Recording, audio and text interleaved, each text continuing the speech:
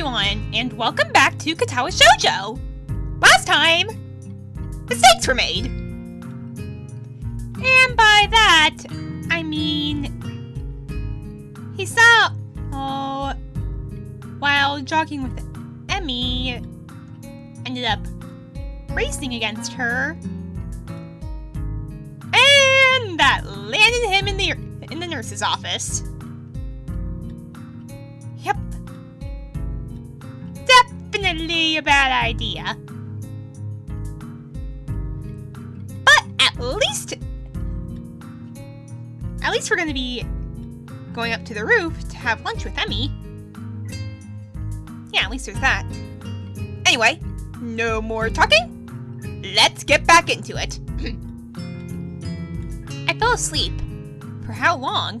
What time is it? I'm feeling a little lightheaded and I keep blinking compulsively. Pushing the curtain aside, I squint my eyes against the unfiltered light pouring in from the window. The texture of the canvas feels nothing like the wind did before.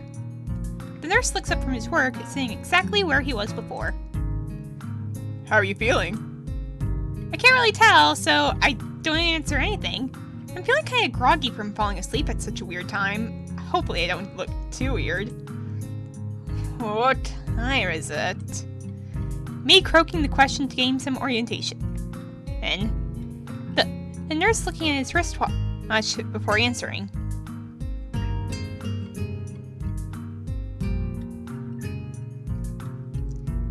Huh? I am confused right now. Moving on. Things seem to happen in slow motion. Oh, that makes sense. 10:15. I try to think for a moment what that means, but I'm not really sure. You didn't answer my question, Hisao. Oh, fine. Climb down from that bed then, and let's see how you're doing. Don't what? Oh. I try to do exactly that, only to sway dizzily when I move too fast. The nurse moves to support me by an arm and sighs.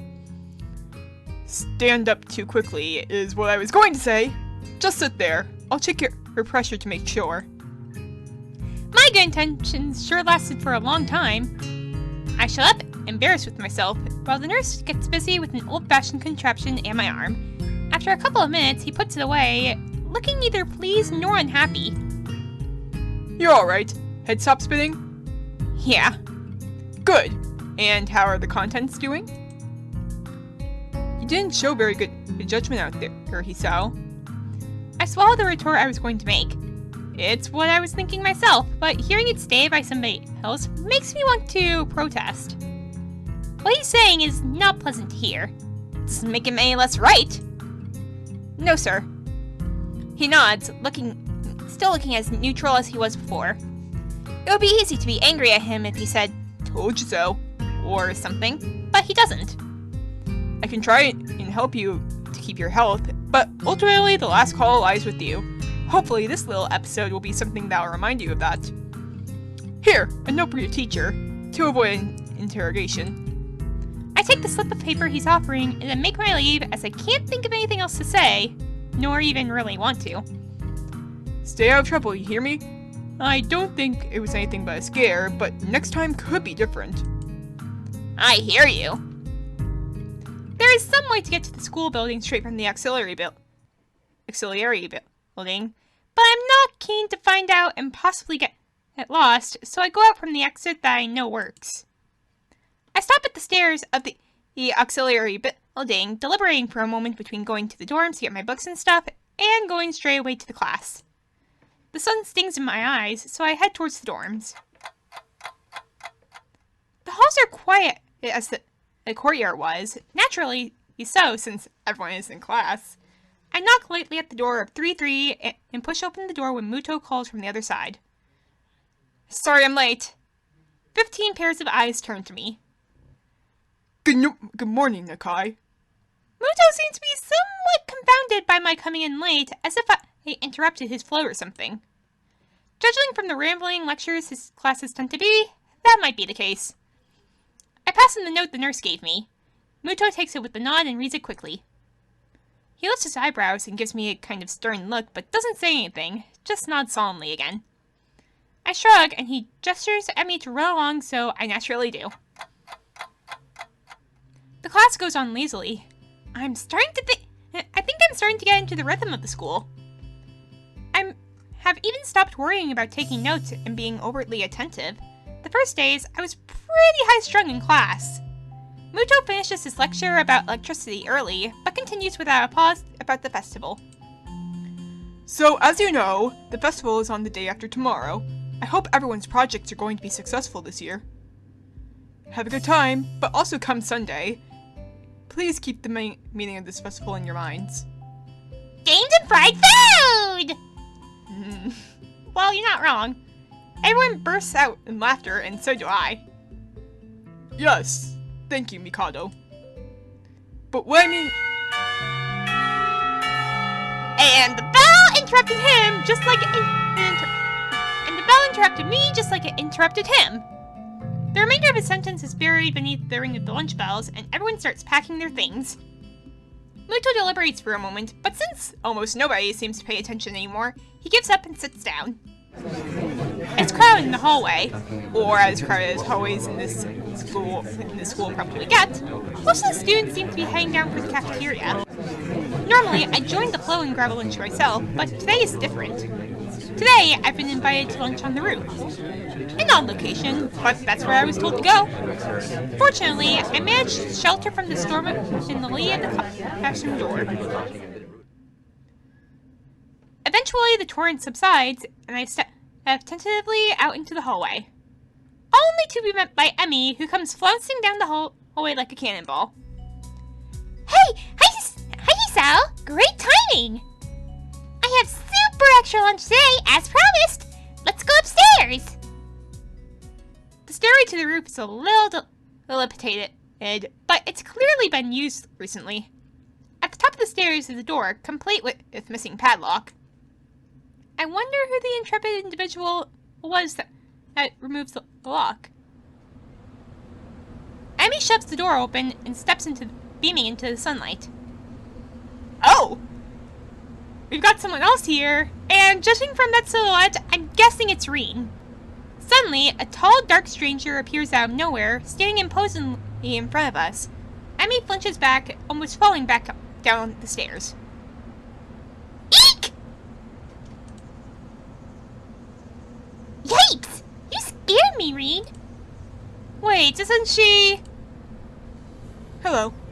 Oh, it looks like I was right! Noticing that RIN is speaking to me, Emi looks curiously at me. You two know each other? I look confusedly at Emi. She's that friend of yours? RIN has turned her gaze towards the clouds drifting above the school. I didn't know you knew this person, Emi.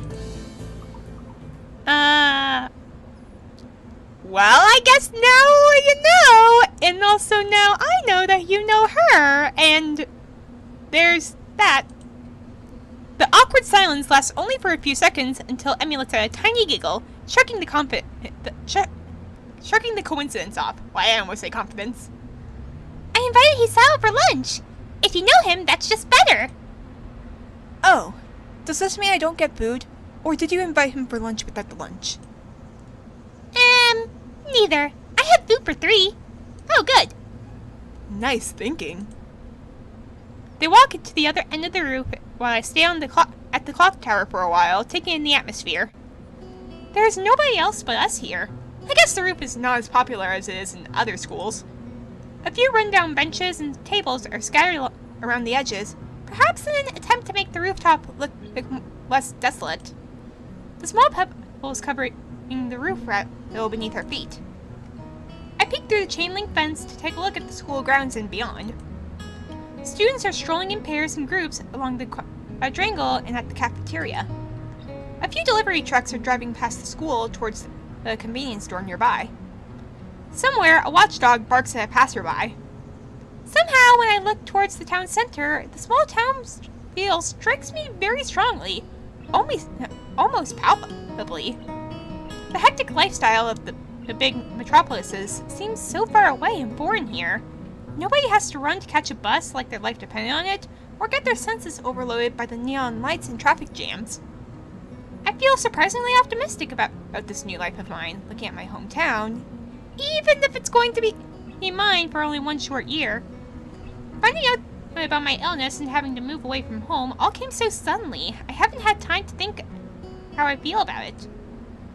When I step out of the shadow of the clock tower to the open, I feel warmth touching my back. The sun shines from a perfectly clear cerulean sky. A cool breeze sweeping over the rooftop makes me shiver, but only briefly. The wind carries the scent of trees and flowers, not smog and car exhaust like it used to just a few weeks ago. Emmy settles on a bench with RIN in tow and produces one big and two small lunch boxes from her bag. Come on, Giselle! What are you waiting for? She is beckoning me to join them, making room on the already small bench.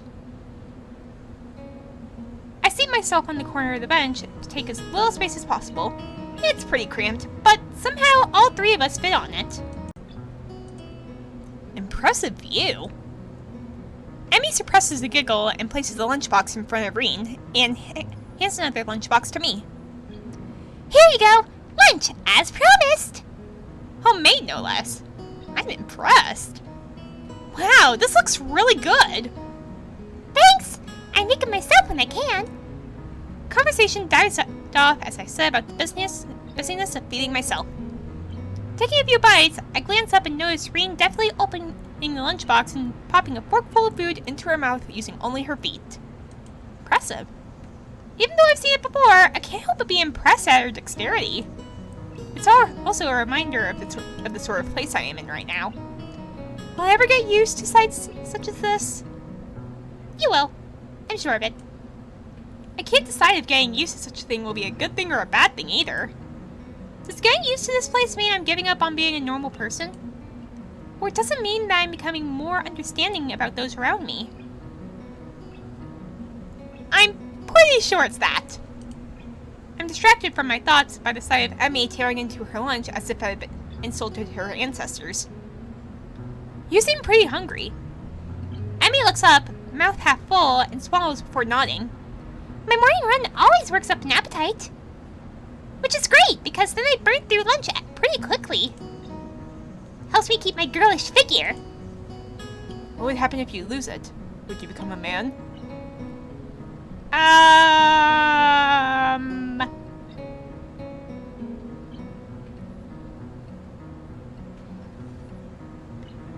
I don't think body shape has...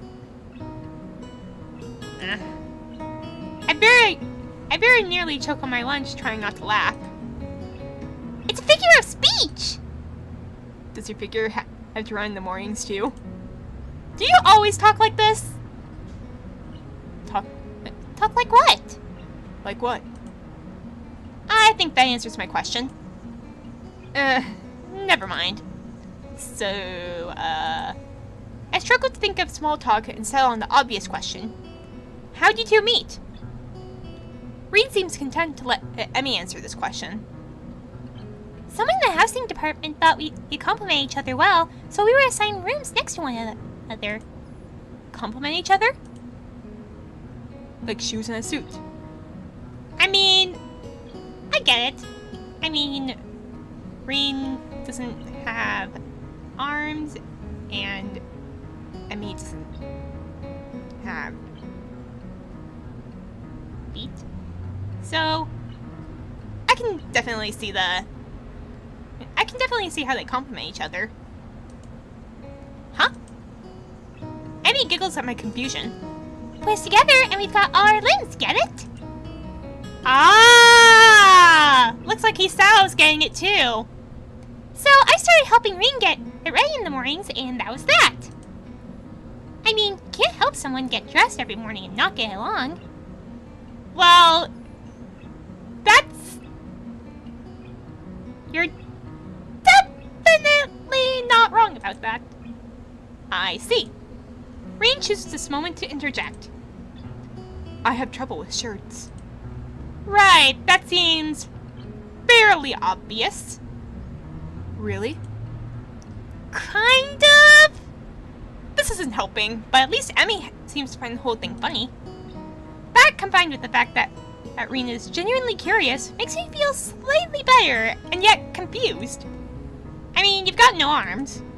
So, putting on a shirt seems like one of those things that would be difficult. You know what? I'm just going to stop talking now. It'll save me a lot of trouble in the long run. RIN nods in what I suspect is meant to be a sage manner. I see. The conversation dies as I turn my attention back to my lunch. It's really quite good. Emmy finishes her lunch first and makes a contented noise.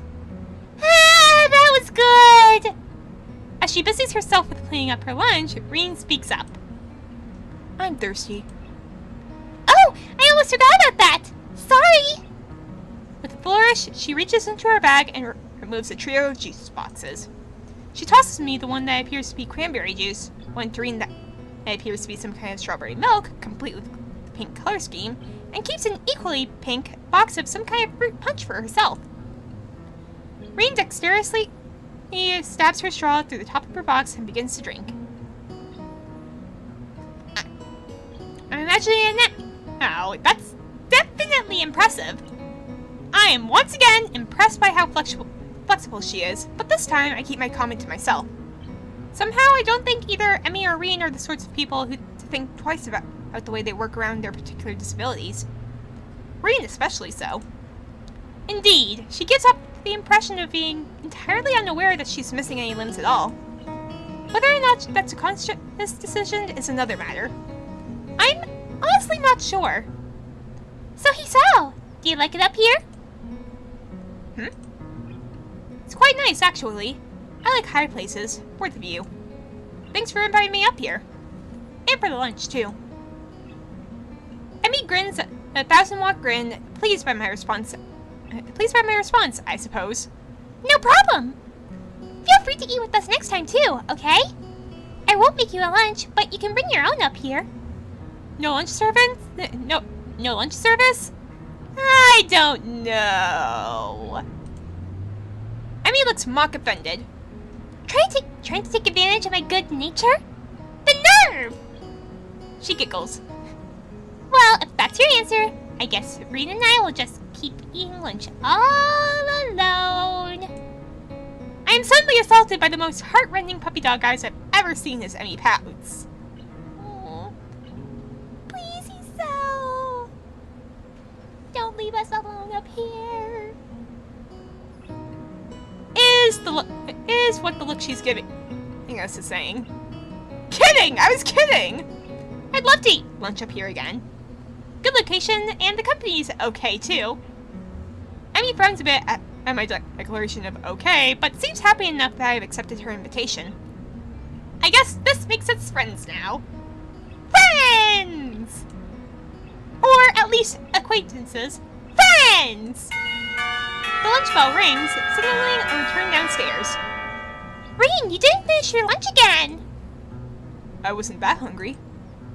If you don't eat more, you're going to fade away! RIN shrugs, as if this is an acceptable risk. Come on, we'd better get going. The three of us head down the stairs together. The afternoon class passes. Once again, I find myself without a plan for something to do after school, so I head to the library to return a couple of the books I finished reading. Walking inside, I see that there are about as many students there as there were on Tuesday, all the more evident that from the almost total silence enveloping the room. Oh, hey Yuko. As I drop the books I borrowed into the return slot in the counter, Yuko suddenly pops up from behind it, quite startled from the banging they make as they hit the trolley next to her. Sorry Yuko. Didn't mean to startle you. No, that's fine. It happens a lot. I'm used to it by now. Can I help you? It's okay. I think I know where everything is. Thanks anyway. I suppose I'll grab another book or two while I'm here. There's not much else to do, and after reading so much during my stay in the hospital, it's become a hard habit to break. I wander down to the fiction section towards the back of the library, scanning the bookshelves for anything that catches my eye. As I do, I look over the corner to see where Hanako had been the last time I was here, not really expecting anything to come of it. Oh, she's there again! Surprisingly, though, she's there, absorbed completely in a fairly thick book. I decided to get against intruding on her like last time and get back to finding reading material. After an indiscernible amount of time spent perusing the aisles, I finally decided on a couple of books to get and slide them off the shelf. With a minimum of fuss, I quickly walk over to the counter, check out my books, and pop them into my bag as I walk out. By the time I leave the main building, sunset isn't too far away. A small trickle of students remain, but the majority have left, presumably to their homes and dorms. Feeling utterly drained, I head to my room to read the books I borrowed.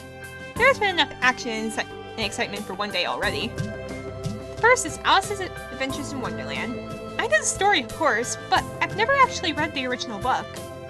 It's just as trippy as I remember the story to be, with the wacky characters and nonsense plot. I start thinking of myself as some kind of an Alice too, haplessly tumbling down the rabbit hole into this cripple wonderland.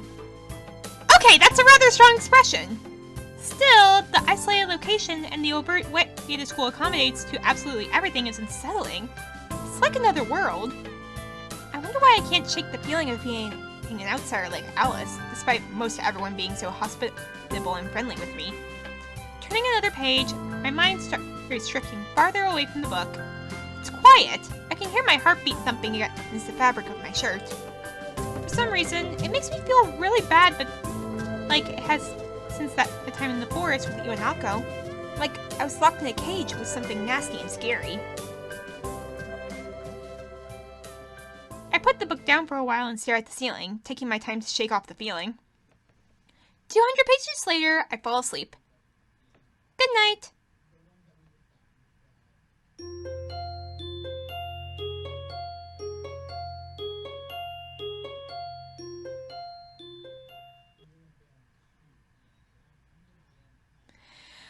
Okay, I think this is a good place to stop for right now. So, the festival is coming up again, and hopefully we can see what happens then. I mean, I'm pretty sure that we're not going to be going to the festival with Shizune and Misha this time. So, something different might happen this time around. So we're just gonna have to find out what. So, if you like this video, make sure to leave a like and subscribe if you want more of my content. With that being said, thank you all for watching, and see ya in the next one! Yep, see ya!